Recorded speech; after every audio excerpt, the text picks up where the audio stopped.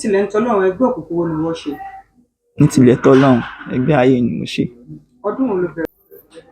Kí lẹ́yìn rò pé ó kó bá yín tí wọ́n fi. Aṣọ tí mo wọ̀ iye òun ló kó bá mi. Ọ̀nà wo la aṣọ gbà kó bá yín? Nítorí ó jẹ́ aṣọ dúdú ni. Ìjà aṣọ dúdú. Ok, black tí mo wọ̀. Àwọn sọ pé ẹgbẹ́ wo ló ń wọ̀? Ẹgbẹ́ wo ló sọ pé ń wọ̀? Wọ́n sọ pé ẹgbẹ́ ayé ló ń wọ̀. Sẹ́yìn òde àmọ̀pẹ́ bí ayé ló ń wọ aṣọ dúdú. Èmi believe pé aṣọ ni èmi ò mọ̀ pé nǹkan báyẹn máa ṣẹlẹ̀. Èmi believe pé aṣọ ni mi mọ̀ pé nǹkan báyẹn máa ṣẹlẹ̀. Ẹ káàbọ̀ sí ìkànnì Hajiyara Malifa TV. Ẹ subscribe sí ìkànnì yìí, ẹ hàn notification button kẹ́ lè láǹfààní àti gbádùn wa síwájú sí i. Àjọṣepọ̀ wa la fi lè ṣe àṣeyọrí. Kí ni orúkọ yín? Orúkọ mi ni Bákàrí Mubarak Títílọpẹ́. Bákàrí Mubarak Títílọpẹ́. Ẹ tó bí ọmọ ọdún mélòó? I'm 28 years old. 28 years. Yes. Iṣẹ́ wo lẹ ń ṣe? I'm shoemaker. Shoemaker. A tó bí ọdún mélòó lẹ ti ń ṣe shoemaker yẹn? Nígbà tí mo fi parí school ní 2014. Ẹ ti ń ṣe shoemaker. Kí ló ṣẹlẹ̀? Báwo lẹ ṣe dé iléeṣẹ́ ọlọ́pàá? Mo dé láti court ní ìjọ yẹn, mo lọ ṣe confirmation of name torí mo ṣe padà sí school ni. I'm a graduate of Tasued University. Mo dẹ̀ padà sí school ní wọ́n ti pé kí n lọ ṣe clearance mi. Mo ṣe dé block F nínú school wa, wọ́n sọ fún mi pé orúkọ mi yàtọ̀ sí orúkọ tí mo filẹ̀ sí inú eléyìí tí mo submit, ó yàtọ̀ sí eléyìí tó wà nínú O-level result mi, pé kí n lọ ṣe confirmation of name. Nígbà tí mo dẹ̀ lọ sí court, mo lọ ṣe confirmation of name, òjò pa mi dé láti court. Court tó wà ní Ìgbẹ́bà. Nígbà tí mo dẹ̀ máa dé ọ̀dọ̀ ọmọ tí mo dé sí, torí mo ti kó gbẹ́rù mi kúrò nínú school, mo ti graduate. Ọ̀dọ̀ ọmọ tí mo dé sí, mo kàn ní kó jọ kó fún mi ní aṣọ kan kí n wọ̀ nítorí òjò ti pa mi, my clothes are all wet. Bọ́mọ yẹn dẹ̀ ṣe wọlé, ó fún mi ní cardigan yìí. On my way going inside the school. Cardigan wo? Cardigan tó wà lọ́wọ́ mi. On my way going back into the school. Kí ló ń kọ sára ẹ̀? Ṣé ya máfíà sí ni kí ló wà ń bẹ̀ gbogbo? Timeless. Ẹ ṣí síwájú ẹ jẹ́ kí n wò. Ok, nǹkan tó wà ń bẹ̀ náà rèé. Then, on my way going back to school, mo dẹ̀ fẹ́ lọ charge phone mi torí phone mi ti kú. I'm going to need my phone to do some transaction. Màá fẹ́ withdraw. Mo ṣe ń lọ tí mo fẹ́ lọ charge phone mi ni ẹnìkan dì mí mú tó sọ fún mi pé I'm into this, that, I'm that. Then explain fún wọn. He said I'm a cultist, that I'm into all these bad atrocities that is going inside the school. I said no, that I just came back to school, that I don't know anything about what's going on in the school. That I just came back from court, that I went for my confirmation of name, for my affidavit. For my pé mo lọ fún confirmation of name ní court ni pé gbogbo document mi wà nínú bag tó wà lọ́wọ́ mi. Wọ́n dẹ̀ gba bag mi, wọ́n check ẹ̀, wọ́n rí pé tòótọ́ ni pé on the 8th of this month 2024 òun náà ni mo lọ fún kíní tí mo lọ ṣe ní court. Mo dẹ̀ padà lọ sí on my way going back ni man yẹn mú mi tó bẹ̀rẹ̀ sí ní máa harass mi. Mo dẹ̀ sọ fún wọn pé mi ì ṣe anything, ni pé mi ì sí nínú àwọn tó ń da school, pé mi ṣẹ̀ṣẹ̀ wá láti wá ṣe kíní clearance mi ní school ni.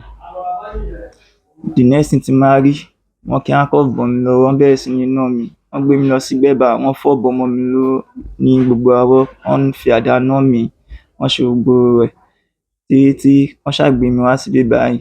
Mo dẹ̀ mọ̀ pé okay, wọ́n béèrè àwọn question kan lọ́wọ́ mi. Mo dẹ̀ rò pé since wọ́n rí ó jẹ́ pé kíní tí n bá ṣe mi ṣáà lè sọ fún wọn pé mi ṣe. Wọ́n béèrè pé ṣé ẹgbẹ́ òun mo ṣe, mo sọ fún wọn pé ẹgbẹ́ ayé ni mo ṣe. Pé kíni wọ́n sọ pé ṣé mo mọ̀ nípa àwọn nǹkan tó ń ṣẹlẹ̀ ní school. Mo ní mi mọ̀ kankan nípa àwọn nǹkan tó ń ṣẹlẹ̀ ní school, pé nǹkan tó gbé mi wá sí school gangan nílé pé mo fẹ́ sin orílẹ̀-èdè bàbá mi. Òun ló jẹ́ kí n padà wá sínú school kí n lè ṣe gbogbo àwọn nǹkan tí mo need láti lè fi sin orílẹ̀-èdè bàbá mi. That's all ma. Ok, ní tilẹ̀ ń tọ́lọ́run ẹgbẹ́ òkùnkùn wo ni wọ́n ṣe? Ní tilẹ̀ tọ́lọ́run ẹgbẹ́ ayé ni mo ṣe. Ọdún wo ló bẹ̀rẹ̀? Yẹ́ iná ni. Ní oṣù wo, ọjọ́ wo, báwo ló ṣe initiate ẹ̀? I was lured by a friend. Ó parọ́ fún mi pé kí n tẹ̀lé òun lọ sí birthday party. Ibi tá a ti dé ibi hotel yẹn bá ṣe bọ́ síta, mo rí àwọn ọkùnrin mẹ́ta kan wá lóta yẹn. The next thing tí màá rí, wọ́n gbá mi látẹ̀yìn, wọ́n gbébọn sí mi lẹ́nu, wọ́n sọ pé mi gbọ́dọ̀ pariwo. They blindfolded me.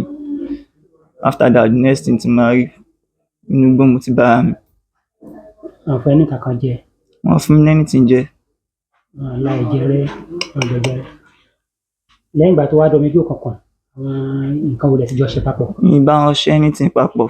Láti ìgbà yẹn, àwọn òbí mi lè testify sí mi kí n jáde kúrò nínú ilé. Mi ì lọ́rẹ̀ẹ́ kan tó máa ń wá mi wálé. Mi ì lọ́rẹ̀ẹ́ tí mò ń wá lọ anywhere. Lẹ́yìn tí kí n wá sí school mi, kí n parí àwọn document mi, kí n padà sínú ilé mi náà ni. Ọmọ ìlú wo ni? Ọmọ Ọ̀ṣun State ni. Ìlú wo lọ́ṣun? Iléṣà. Àdúgbò wo lẹ ń gbé? Ṣàngó níbí báyìí là ń gbé. Ṣàngó ní ìpínlẹ̀ Ògùn. Báwo Bẹ́ẹ̀ni. la ṣe wá mú yín? Báwo la ní School lọ pàdé ti mú mi. Mo lè ṣàlàyé lẹ́ẹ̀kan. yín? ìgbà tí ìgbà tó padà sí school premises Bẹ́ẹ̀ni. aṣọ tó olówó wà lọ́wọ́ ẹ̀ yìí aṣọ yìí ẹni tó fún ẹ ṣé o ò dẹ̀ pé nǹkan báyìí ti ṣẹlẹ̀ o. Wọn gbé mi padà lọ sínú hostel mi. Ká ní pé ó gbé mi padà lọ ni ọmọ yẹn máa sọ fún wọn pé òun ṣẹ̀ṣẹ̀ fún mi láṣọ yìí ni. Ká ní pé ó gbé mi lọ ni ọmọ yẹn máa sọ fún wọn pé òun ṣẹ̀ṣẹ̀ fún mi láṣọ yìí nítorí inú òjò ni mo ti dé níjọ́ yẹn. And àwọn ọmọ tó dẹ̀ lọ bá mi tún ṣe photocopy náà níjọ́ yẹn náà, ọmọ yẹn náà ó lè testify sí pé inú òjò ni mo ti dé. Pé mi fẹ́ yẹ kí paper ọwọ́ mi fẹ́ yẹ kó wet. Bẹ́ẹ̀ mo ṣe mú fún ọmọ kọ́kọ́ ló bá mi ṣe photocopy ẹ̀wà mo jẹ́ mú padà lọ sínú school. Pé mo ṣì ní àwọn document kan tí mo ṣì fẹ́ sign ní school tó yẹ ló fẹ́ dẹ́ kí n padà lọ sínú school kó tó di pé ìṣẹ̀lẹ̀ yìí ṣẹlẹ̀. ṣùgbọ́n nínú ìwádìí tá a ṣe wọ́n jẹ́ pé wá pé ẹ fipá bá obìnrin lò ẹ̀dẹ̀ ìjọmọ ilé tí ó ń digunjalè lágbègbè ilé ẹ̀kọ́ gíga fásitì Tasued University of Education. Mi ì sí lára àwọn tó ń digunjalè o. Láti ìgbà tó ti bí mi, mi ì mú kan ní nǹkan mọ́ nǹkan mi rí. Àwọn obìnrin tí wọ́n lè ń bá sùn kọ́. Mi ì bóbìnrin kankan sùn. Ọlọ́run dẹ̀ ní jẹ́ kí n rí rẹ̀ lágbára Ọlọ́run. Ọmọ Mùsùlùmí òdodo ni mí. Nǹkan tó máa ń mú mi bóbìnrin lájọṣepọ̀ láláì fọwọ́ sí Ọlọ́run ní jẹ́ kí n rí.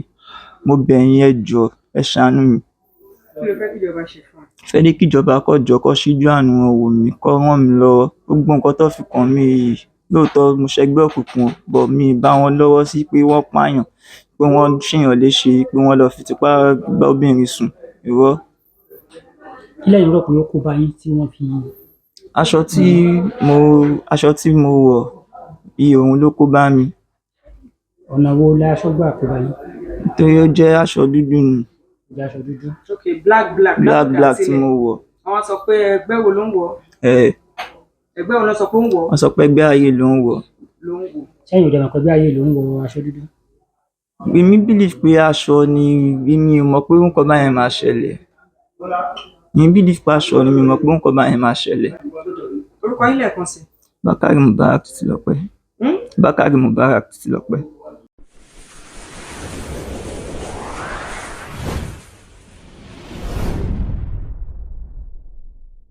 ẹ subscribe sí ìkànnì yìí ẹ hàn notification button kẹ́ lè láǹfààní àti gbádùn wa síwájú sí i àjọṣepọ̀ wa la fi lè ṣe àṣeyọrí.